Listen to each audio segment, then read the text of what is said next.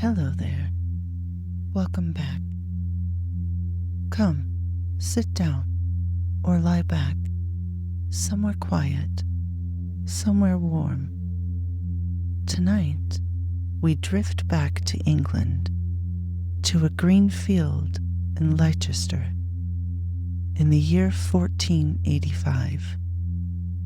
The wind is soft, the sky is gray, the soil is damp from the night before, and in just a few hours, a king will die, and a new world will begin. This is the story of the Battle of Bosworth, a war-ending moment in the long, tangled tale of the Wars of the Roses. Let your body relax as we begin. England, for decades, had been torn between two rival houses, the Red Rose of Lancaster and the White Rose of York. They were family, but they were enemies, and their feud had soaked English soil in royal blood. Kings were crowned and uncrowned, brothers turned on brothers, and nobles were never sure which side would survive the next season. In the end, the House of York held the throne, and on it sat Richard III. He was fierce, intelligent, but surrounded by rumors. He had taken the crown from his young nephew, a boy who vanished in the Tower of London.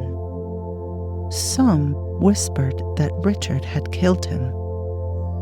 Others said he ruled justly, but in the shadows a challenger rose. A quiet exile, a man of Lancaster blood. His name was Henry Tudor. Henry had spent most of his life in hiding, in exile. He grew up in Brittany, watched, protected, but always aware that England might one day be his. By 1485, he was ready. With just a few thousand men, French soldiers, Welsh fighters, and loyal English lords, he crossed the sea.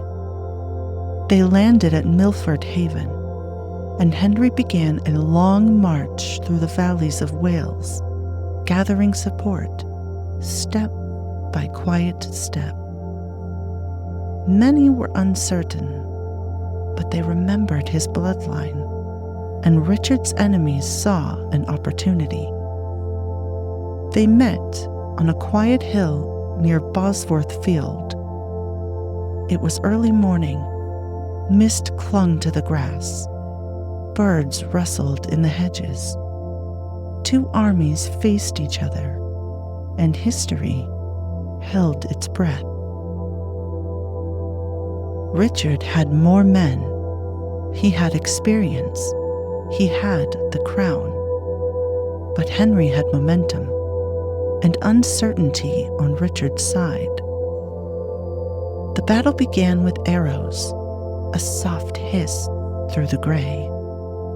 Then came the clash, steel on steel, the cries of men echoing off the hills.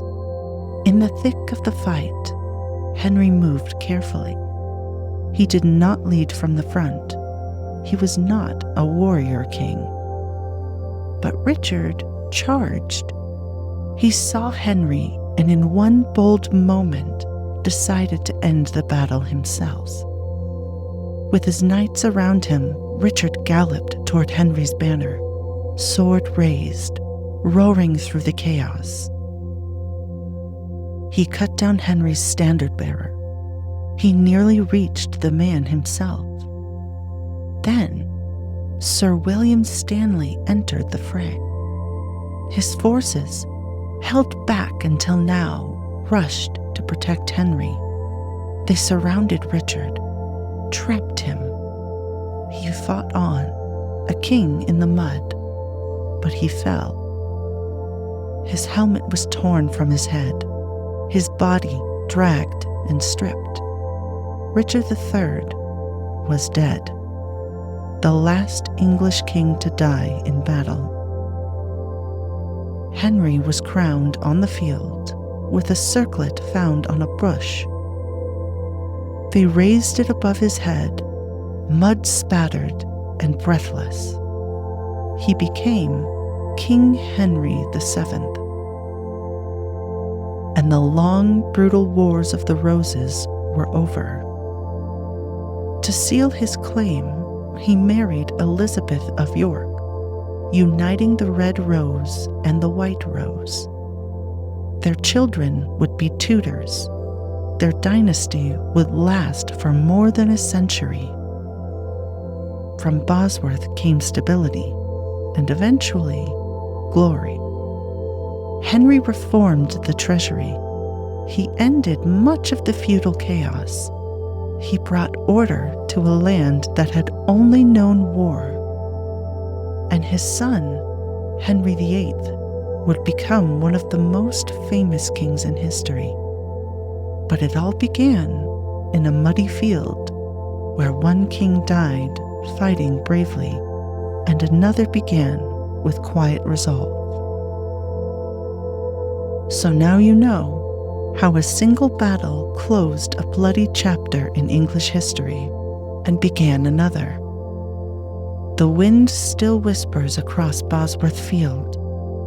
Sometimes people say you can feel something there, a sense of ending, a sense of beginning. Let that settle in your chest. Softly, let the roses sleep, let the armor rust, and let your thoughts fade into stillness. Good night. Sleep well.